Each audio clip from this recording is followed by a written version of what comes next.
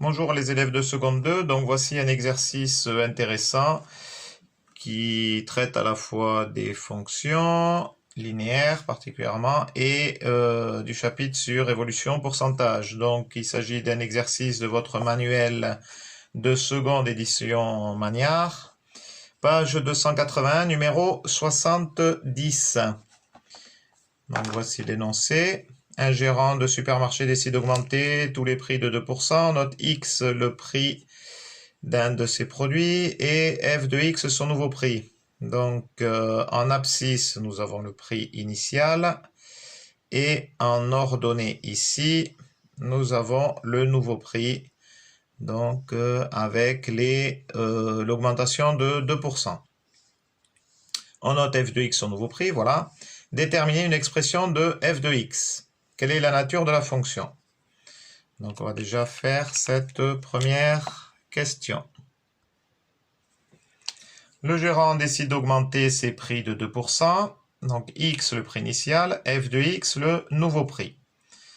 Alors on a vu, disons que vous avez vu par rapport au document que je vous ai envoyé sur le chapitre pourcentage évolution, comme quoi lorsque l'on augmente de 2%, donc là, augmenté de 2%, je vais réduire un petit peu, voilà, augmenté de 2%, le prix revient à le multiplier par 1 plus 2 sur 100.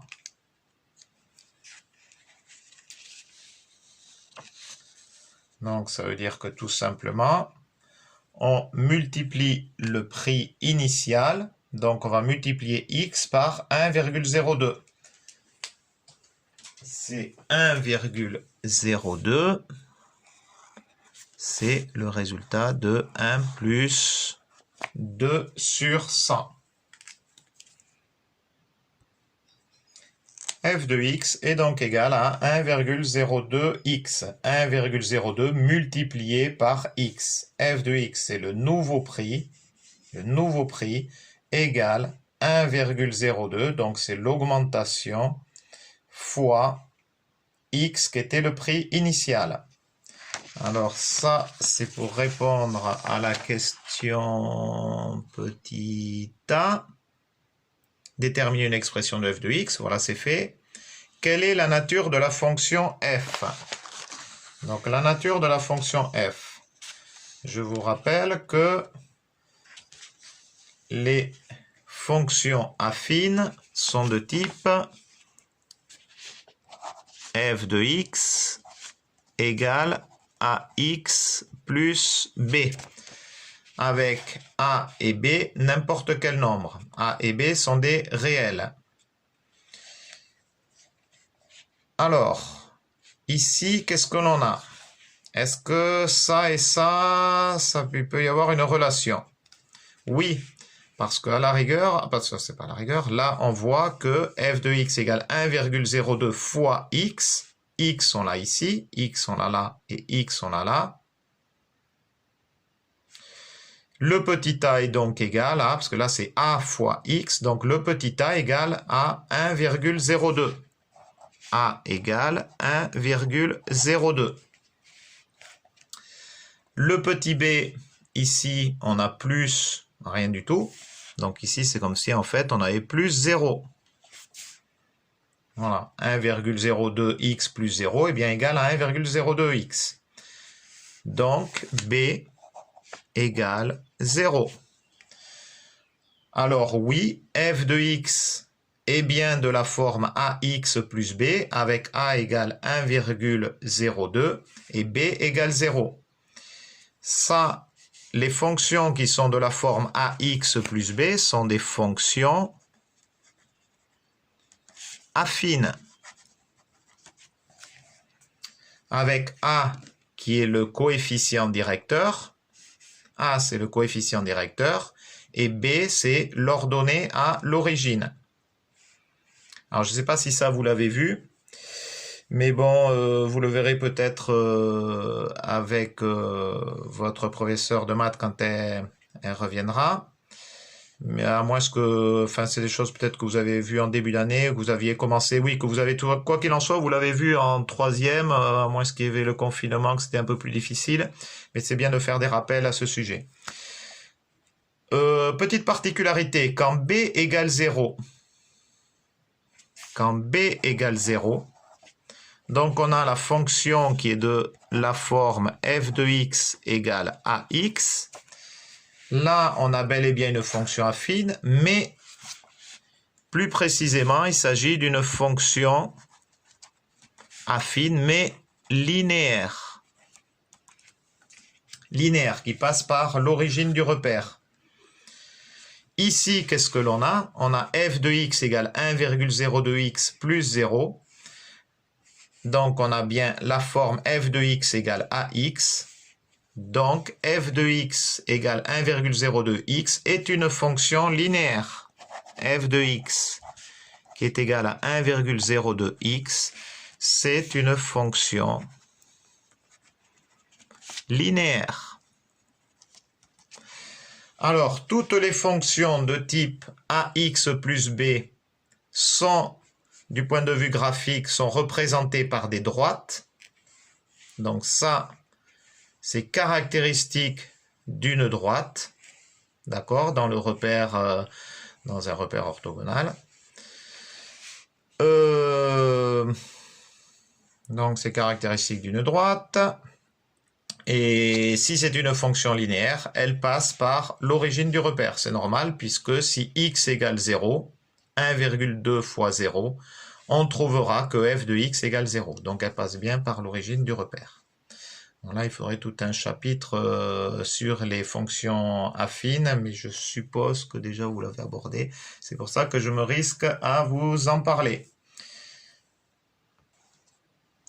Donc voici, il s'agit bien d'une fonction linéaire. Je réponds à la question petit b du 1. Deuxième question, associer chaque droite représentant une fonction linéaire à l'évolution en pourcentage correspondant. Donc si on a une hausse de 50%, est-ce qu'il s'agit de la droite D1, D2, D3, D4? Idem si c'est une baisse de 25, une hausse de 200% ou une hausse de 5%. Faites savoir à quoi correspondent ces 4 droites par rapport à ça. Alors, je vous rappelle ce que je vous ai envoyé. Augmentation ou baisse en pourcentage. Donc, augmenter de t% revient à multiplier par 1 plus donc le taux sur 100, et diminuer de t% revient à multiplier par 1 moins t sur 100. Donc vous voyez, il y a une différence entre si on augmente c'est plus, si on diminue c'est moins. Alors pour le petit a du 2, si on dit qu'on a une hausse de 50%, ça veut dire que le prix initial, il est donc multiplié par 1 plus 50 sur 100. Et ce sera donc égal au nouveau prix, donc à f de x. F de x est donc égal à 1,5x. Ce 1,5, c'est le résultat de cette opération-là. Voilà, ça c'est ça.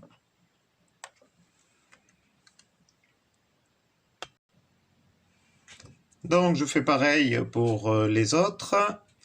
Donc, baisse de 25%, f de x égale 0,75x. Oui, pourquoi j'ai mis f1, f2, f3, f4? C'est tout simplement pour montrer que je n'allais pas chaque fois prendre f, puisque c'est jamais la même fonction. Donc, c'était en fait pour les distinguer, là. Ce qui est intéressant, c'est, vous voyez, là, le petit piège, là, hausse de 200%. Donc, f de x égale 3x et pas 2x. Là, on aurait, vous voyez, si on n'y prête pas attention, rapidement, on répond rapidement, on met 2x. Et non, parce qu'en fait, c'est 1 plus 2. 1 plus 200 sur 100. 200 sur 100 égale 2. Donc, c'est 1 plus 2. Donc, on a bien 3. 3x. Voilà. On a nos fonctions linéaires, là, les 4 fonctions linéaires, et il faut arriver à les retrouver du point de vue graphique. Donc, on sait déjà que du point de vue graphique, Il s'agit bien de fonctions affines et plus particulièrement de fonctions linéaires, puisque b, petit b égale 0, là, l'ordonnée à l'origine. Donc, on a bel et bien des représentations de droite. Alors, on va voir ça. J'ai repris sur GeoGebra l'énoncé du problème. On a bien la droite D1, D2, D3, D4 et ces quatre droites passent par l'origine, donc il s'agit bien de fonctions linéaires. Alors, le coefficient directeur. Il faut déterminer donc le coefficient directeur, le petit a de ces droites. Alors, il y a plusieurs manières de le déterminer. Là, je vais donc vous montrer une manière que vous devez sûrement connaître. Vous placez sur un point de la droite. Alors, par exemple, je vais me placer, l'idéal, c'est de se placer à l'origine, là, dans ce cas-là, puisque l'origine du repère est commun à toutes ces droites. Donc, il faut se placer sur un point de la droite, donc par exemple pour D1.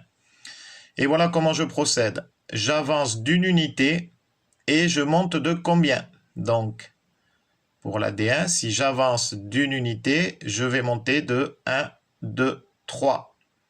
Vous voyez ici, je suis à nouveau sur la droite. Donc, D1, en fait, correspond à l'équation de droite y égale 3x. Pourquoi? Parce que si j'avance de 1, je monte de 1, 2, 3, de 3. Donc, y égale 3x. Du coup, ça correspond à notre augmentation de 200%.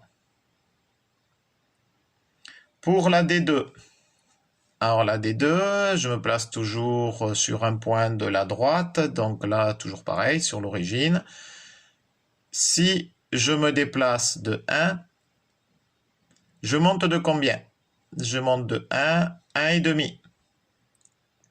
Donc là, on est à 1,5. Donc le coefficient directeur est de 1,5.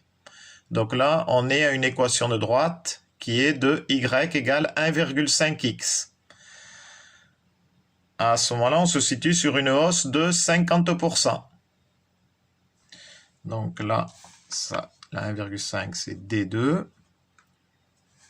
Et la 3x, la D1, c'est 3x. Ici, c'est... Voilà. Ensuite, la D3. Donc, si j'avance de 1, je monte de combien? Alors là, il faudrait zoomer un peu plus, ce que vous ne pouvez pas faire sur votre manuel. Mais bon, par élimination, de toute façon, on voit que là, on est à 1,5. Donc là, il s'agirait de la hausse de 5%. Et ensuite, pour la D4, si j'avance de 1, je monte de moins de 1. Donc là, on voit qu'on est à 0,75, quoi. Donc, en fait, il s'agit là de la baisse de 25%. Voilà, j'ai mes équations de droite ici, là. Donc, D1 correspond à l'augmentation de 200%. D2 correspond à l'augmentation de 50%. D3 correspond à l'augmentation de 5%. Et D4 correspond à la baisse de 25%. Voilà.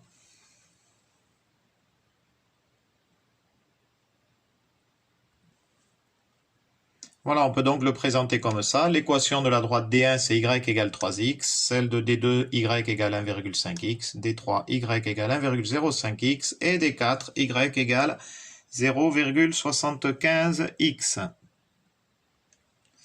Ensuite, la question était, à quelles conditions une droite va-t-elle représenter une hausse en pourcentage ou une baisse en pourcentage?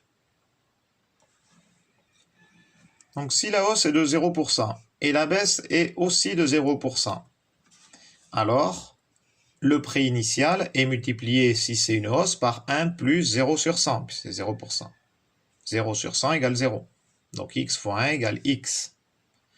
Ça veut dire que le nouveau prix est égal à x. pareil, si c'est une baisse, c'est, oh là j'oublie la parenthèse, x fois 1 moins 0 sur 100. Donc x fois 1 égale x. C'est aussi le nouveau prix. Ça veut dire donc que s'il n'y a ni hausse ni baisse, l'équation, la représentation graphique de cette équation, c'est y égale x. Puisque y, c'est f de x. Hein. Donc y égale x. Y, c'est le nouveau prix. X, c'est le prix initial. S'il n'y a ni hausse ni baisse, ben le nouveau prix, c'est-à-dire le prix final, égale le prix initial. Y égale x. Donc voilà la fonction y égale x. J'avance de 1, je monte de 1. Le prix ne bouge pas. Il n'y a ni augmentation ni diminution du prix initial. Le prix reste le même. Donc pour répondre à la question, ben, si on a une augmentation du prix, vous voyez que si on a une augmentation du prix, ben, il faudra ici avoir un coefficient directeur supérieur à 1. Et si on a une diminution du prix, le coefficient directeur sera inférieur à 1. Voilà pour répondre à la question. Écoutez, je vous souhaite une bonne journée. À bientôt. Allez, chat.